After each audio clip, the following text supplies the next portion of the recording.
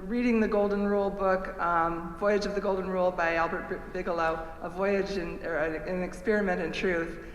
And it was just a random set of circumstances that this non-sailor ended up sailing all the way from Humboldt Bay to San Diego and back, and doing 10 stops to try to educate people that we need to stop nuclear weapons and shut down the nuclear power plants, and indeed the entire nuclear cycle.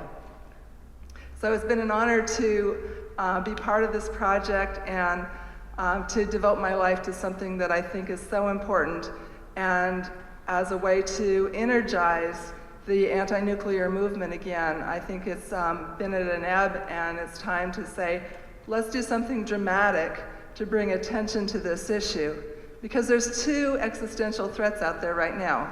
One is climate change due to our carbon emissions, and the other is nuclear war. And either of them could annihilate not just our species, but most of the species on Earth. So it's really great to be part of this project.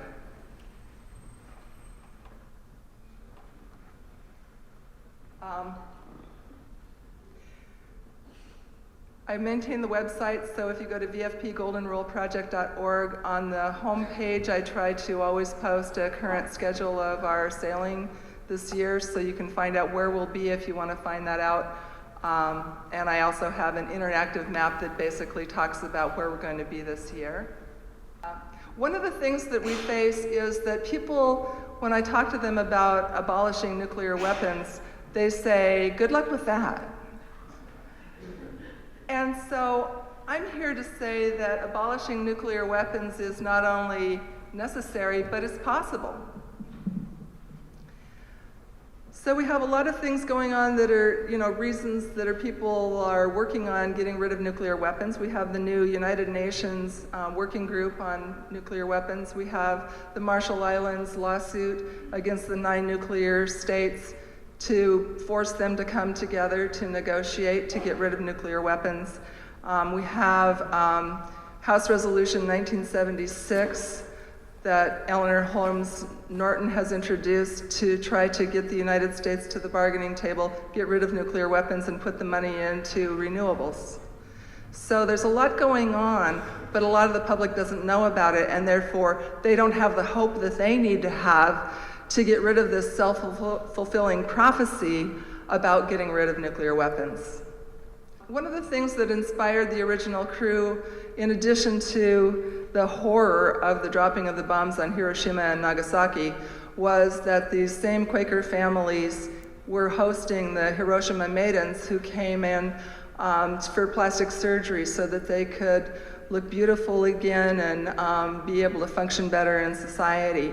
And it really touched them, the way these women came in and learned English and were, it was just heartbreaking that this had happened to them in the first place.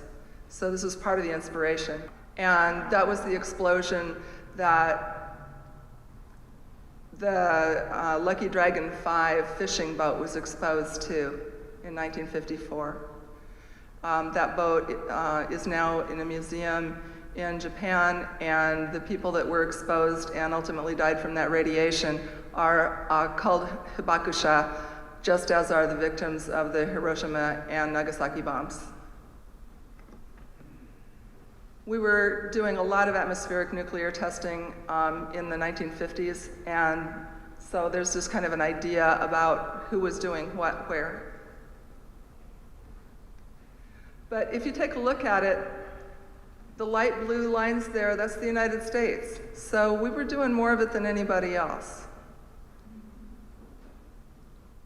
although the Soviet Union was close behind.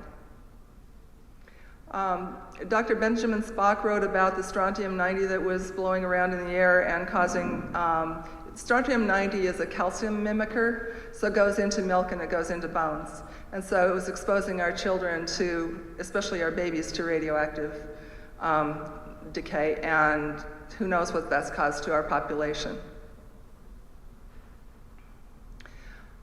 It was a very difficult decision very emotional for the Quakers that decided that they were going to support this project and for the crew that decided that they were going to sail into the Marshall Islands.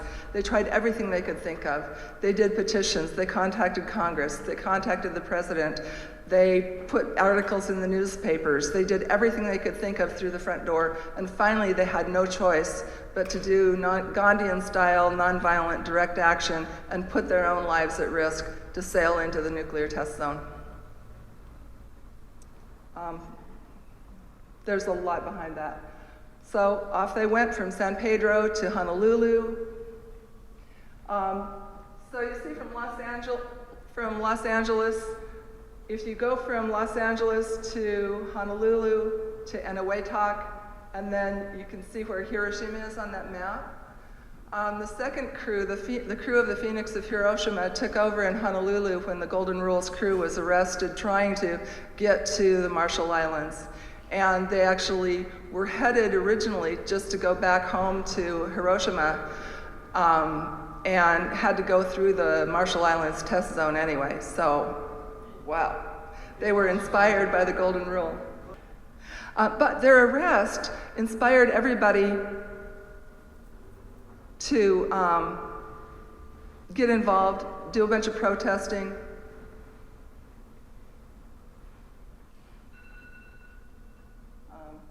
Continue. Okay. So, fast forward to 2010, the Golden Rule was found in this kind of condition, brought up on the beach. The guy who brought her up thought about using her for firewood. Instead, well, I mean, look at her.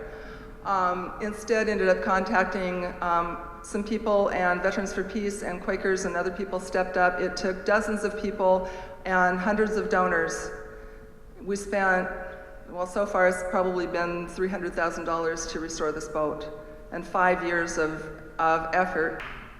So it's going to be an exciting year. We've got 4.5 months worth of traveling to do, and we have at least 30 stops we're going to make trying to talk about nuclear energy issues, nuclear weapons issues, particularly at the Bangor nuclear submarine base, where they've got perhaps the biggest storage area of nuclear weapons in the world.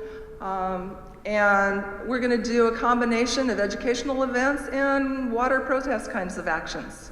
So you'll see us out on the water with the kayak activists protesting against militarism all over the Pacific Northwest.